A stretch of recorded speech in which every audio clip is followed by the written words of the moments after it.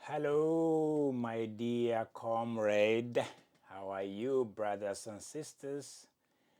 How is life treating you? How fair? How celebratory it is for you? And how has it been in Tukuriada? Here I say salutations, love, grace, kindness, goodness, mercy, all the ingredients of beautiful life. May they come your way in all forms. Yes, we have a moment of silence. We here in the athletic fraternity, in this association of shared brotherhood and sisterhood in athletics, we've lost a young man at 28. His name is Eliud Kipsang, former Alabama alumni. He's 28, according to report trickling down in some websites. Titus Kiprono, I don't know how they're related, whether he's a brother, about a friend. I share the sad news of the demise and the death of Eliud Kipsang, a Kenyan former athlete of, I say, Alabama, the Tides. He passed away. Apparently, he had some complications that took his life.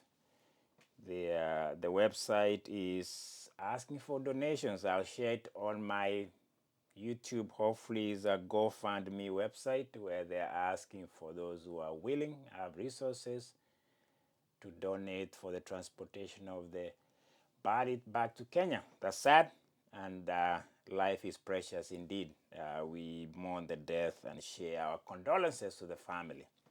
Eliud Kipsang, may rest in peace.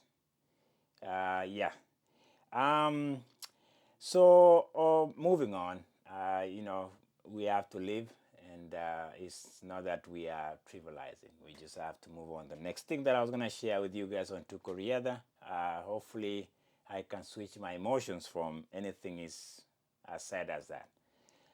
So we are in Oslo tomorrow. I misspoke on my last episode. I thought it was Friday. It's always Good Friday. I thought I was going to pump myself up. I have a few days to prepare for my previews.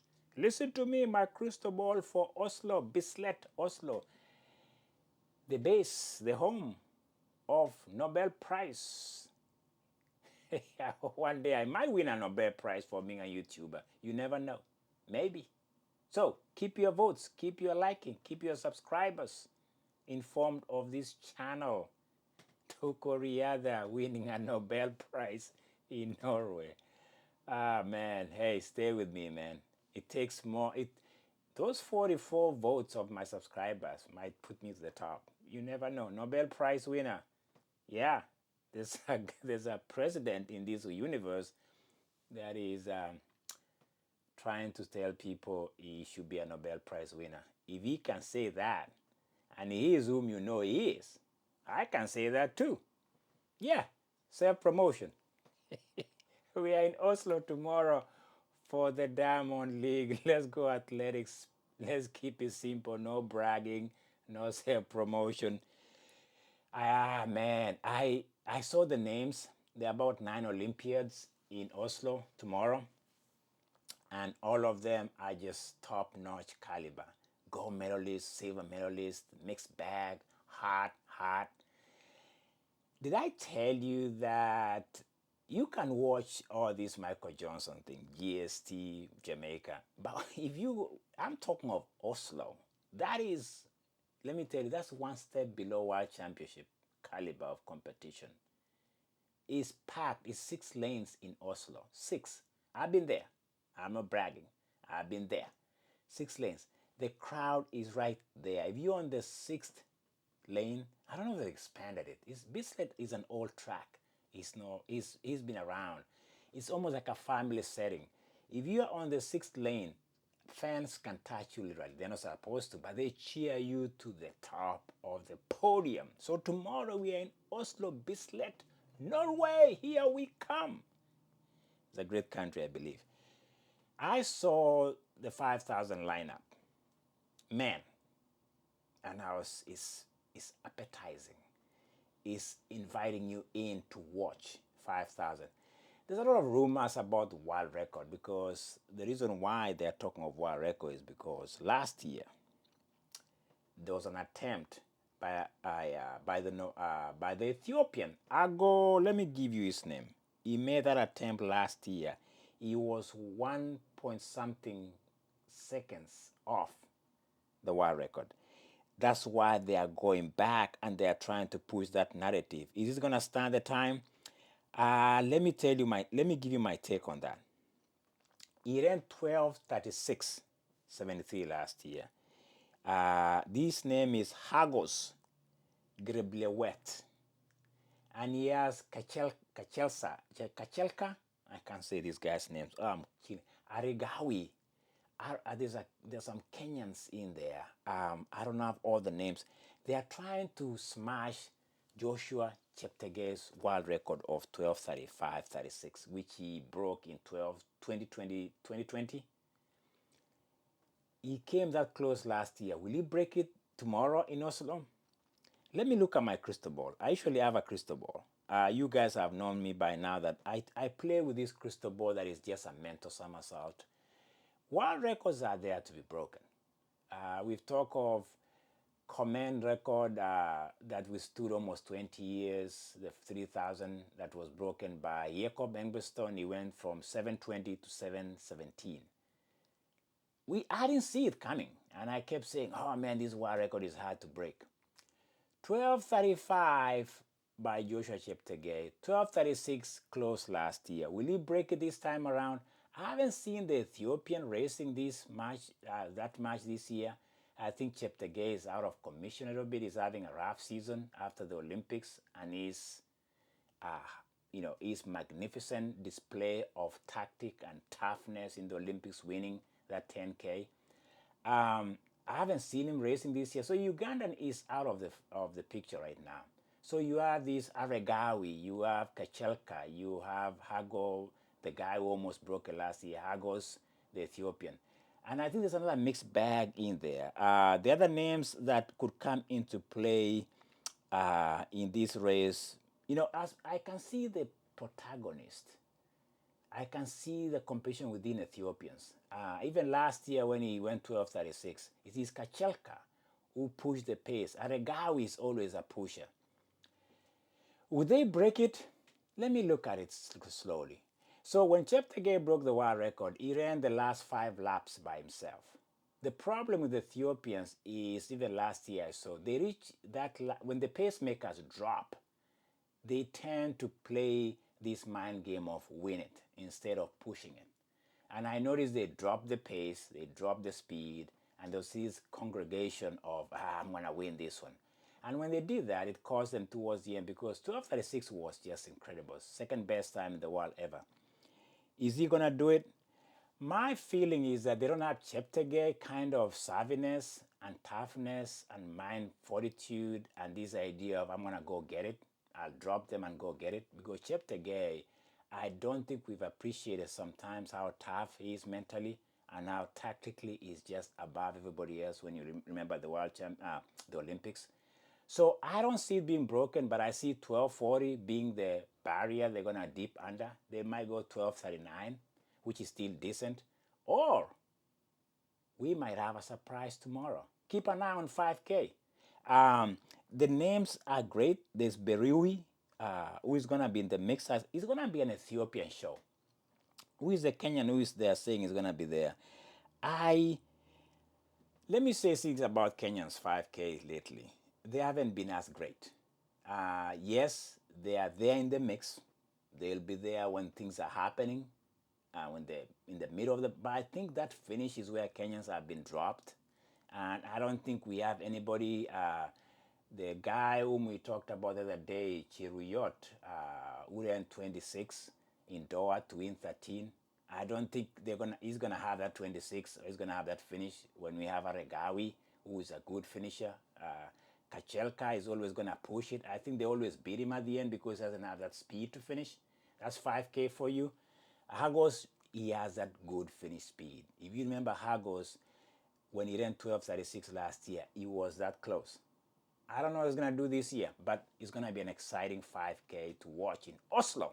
That's 5K for men. We know who's in town. We know they're going to have a special 300 meters hurdles, and they're lining up the Brazilian Santos. They are bringing in Warhol, the Norwegian, who's going to be running at home. They have Benjamin Rai, the American, the gold medalist in the 300. They're kind of making a special event out of 400 meters hurdles. So they are going 300 hurdles. And the one recognized by Warhol, the Norwegian, Karsten Warhol, and Rai Benjamin and Alison dos Santos. Those are all Olympians we are looking at, 1, 2, 3 in the coming of the Olympics. So they're really lining up the best of the best in the 300 hurdles. Warhol is at home. Benjamin might make some interesting race there because that's how he beat him last year in Paris. It's not really an event I'm excited about because I like to have what I call proper 400 hurdles. They are kind of going, but again, they are doing this because they are preparing them for Stockholm, which is on Sunday. So they're kind of prepping them, just making a specialty in Oslo. It's a good event. I expect it to be fast. World record, hopefully. It depends on the weather too. If the weather is favorable, I think they might smash it because those three, if they see each other in that back straight and then they come home straight, I'm picking Warhol running at home to win that 300 hurdles. Will he break the world record? Possibly. He might be pushed by the two, by Rai Benjamin and Dos Santos. So it's going to be a good one in the 300 hurdles. The other event I'm looking forward is a come-out party for Julien, the Olympic 100 meters lady from Saint Lucien. You know what she did. She was the first, and this is her first time coming out into the league and the Diamond League. She hasn't raced that much, so this is going to be a fast outing. And she's going to have some good competition of some well-raced group of ladies in the 100 meters. What am I looking at here? I'm looking at a few names she should be worried about because Alfred was going to have her hands. She's going to have to watch the Senegalese Maria Jose Telaho Smith, the fastest African woman we ever had. She didn't medal last time. She didn't. She was fourth. Well, yeah, she didn't medal in the 100 meters, but she's been having a good year so far. She's been kind of very selective in her races. Alfred has to contend with, she's going to be asked to contend with Sariab Dassault and Patrice van der Wecken and Dina Asher Smith, the Briton. So that's 100 meters. Gold medalist Alfred having to deal with that competition from all the way from Senegal to London. How is that going to pan out? We're looking out. 100 meters is very hard to predict because it's a matter of microseconds and how you start and how you close. I'm giving an edge to the gold medalist, the champ. I think she has to make a statement in this Oslo outing, fast outing. I understand it's her birthday too, a few days ago. Well, hopefully, happy birthday, Alfred, the Lucien woman, the gold medalist. Yes, indeed. And which other event am I looking forward to? Babyface Faith Kiprotich is in town. She is in town to run against a nemesis from Bahrain, Wilfred Julien.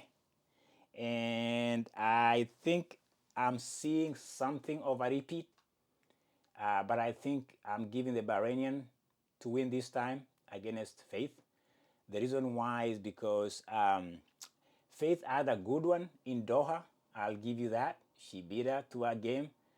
She outsmarted her in the last barrier. She was a better hurdler. But I think Yavi is still the one to beat in 3,000 meters. It's gonna be a good one. When we're talking about gold medalist versus bronze medalist, Wilfred Yavi will have this one, I suspect, and I'm betting that she's gonna do that in style. But there's another one too, Nora Cheruto. The 2022 world champion is in town too for the 3,000 meters women's steeplechase. Those barriers, man, you got to get over it. It's gonna be a good one in 3,000 meters steeplechase for women. Wilfred Yavi against babyface Faith Kiprotich and Nora Geruto. And I'm looking forward to this event being exciting by itself, given the lineup. And what else do we have in Oslo tomorrow? Ah, ah, nothing really that I think is on the radar until I looked at my notes and I realized I almost forgot. He's still with us. Emmanuel Wanyonyi. Oh my goodness. He's all the way in Oslo. Emmanuel Wanyonyi. Here he goes against the best of the best in 800 meters. And I tell you what, this is where I don't know where these guys are in shape, because he's competing against a good field. The field is full of the French Tahol guys in town. That tells you it's gonna be a good race. Who else is in town? Let me see the other people in town when it comes to the 800. Then Algerian. What is the Nigerian guy's name? I'm looking here. But Emmanuel Wanyonyi, yeah, 800. Without me going, without even figuring out what the names look like. But let me see. That's going to be a good one. 800 meters. Emmanuel Wanyonyi against the whole of France and who else? Who was the other Nigerian guy? Let me see here in my notes. My notes. Hey, hold on a minute. Yep, hold on. Yeah.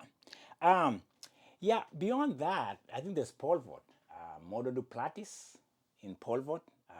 Is he going for world records? He's broken 11 already in his career. And I think if you remember some of the episodes I shared with you guys, this guy pretty much dictates when he breaks the world record. Yeah, he consults his wife, who is the manager. Hey, honey, what are you going to buy tomorrow? I want to buy a Louis Vuitton bag in my collection. I'm making these things up. Okay, go break the world record. That's $50,000. That's just a half of what I need. So, hey, Duplantis, Mondo Duplantis, the Swede, he's dictating pole vault. He's a man who is running away with it. He knows what he's doing.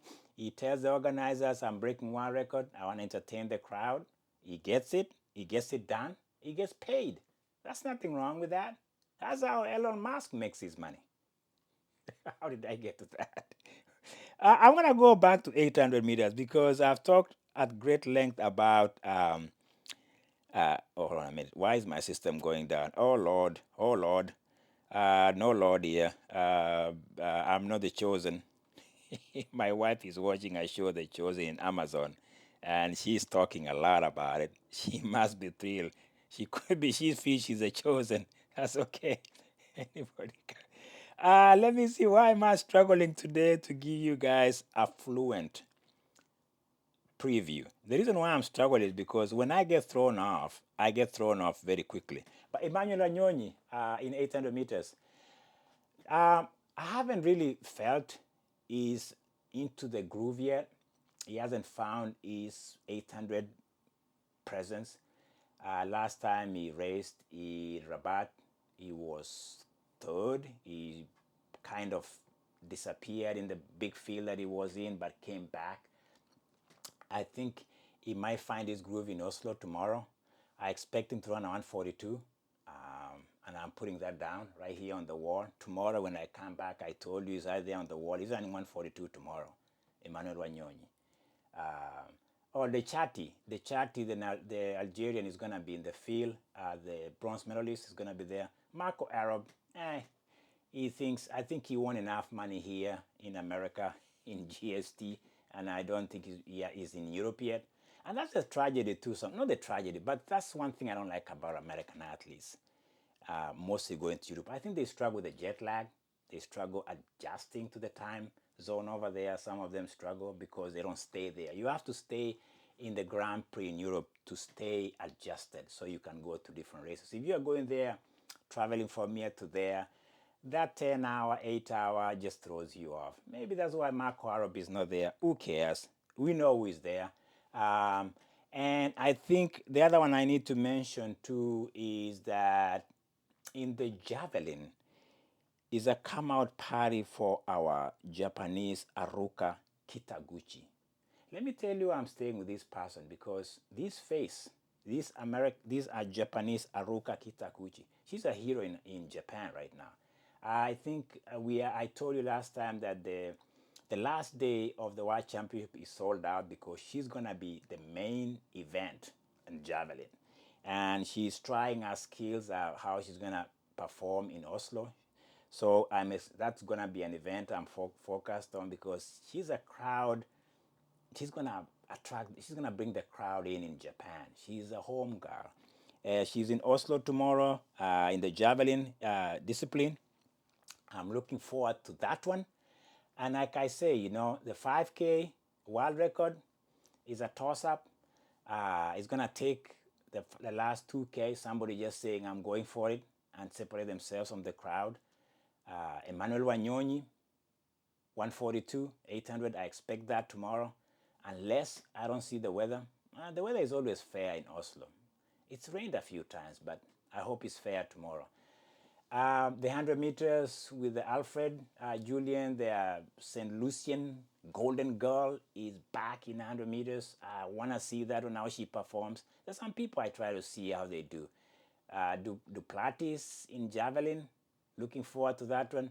And then, of course, the 3,000 baby face, Faith Kiprotich, Wilfred Yavi in 3,000 women's steeple chase. Let's wrap up the show, man. We start with sadness. The death of a young man, Kipsang. But let's celebrate life while we still have it. What about that, huh? Celebrate with me by keep subscribing, man. Don't hesitate. The family is growing. The numbers, that's the great. Listen, I started by myself. I got a few people, subscribers and likers and viewers. I don't know who else is a secret subscriber. You know, some people just sit on the fence. They don't want to be seen. They don't raise their hands. They don't want to click. Don't be shy, man. Just take it from here. Consume this product. It's free. I just give you the highlights. Keep your appetite salivated. It was Tuko Riada, man. What else can I say? Ciao. See you in Oslo tomorrow. It's going to be an evening show. I'll see you in that country of Norway. By the way, did you notice that I didn't mention Jakob Engbristen? Just to end up, to wrap up the show. I've been trying to figure out where he's at. I know he had an injury. We talked about his injuries, Achilles injuries, and the family issues, the court case and all that. It's taken a toll on the young man, man. He's not even 25 yet. I'll give him a break. The pressure on him, the body taking a toll. Things taking a toll on his body. Jakob Engbristen is missing at home in Oslo. It's a big stage. He's injured. I might see him in the crowd, but he might be a spectator. I might be curious just to see whether the camera zoom on him. Because Karsten Warhol is going to be the show of town in the 300 meters hurdles. You see, you got to give those locals, you have to give the local heroes a big, they are the ones who bring the crowd in. You know that. They're going to sign my shirt. Going to be people saying, sign my shirt, Warhol. All right, enjoy the show, guys. Hey, be blessed. Talk to you. Enjoy life, man. It's still beautiful, isn't it? Yep, if you can breathe, gratitude. Allah Akbar indeed.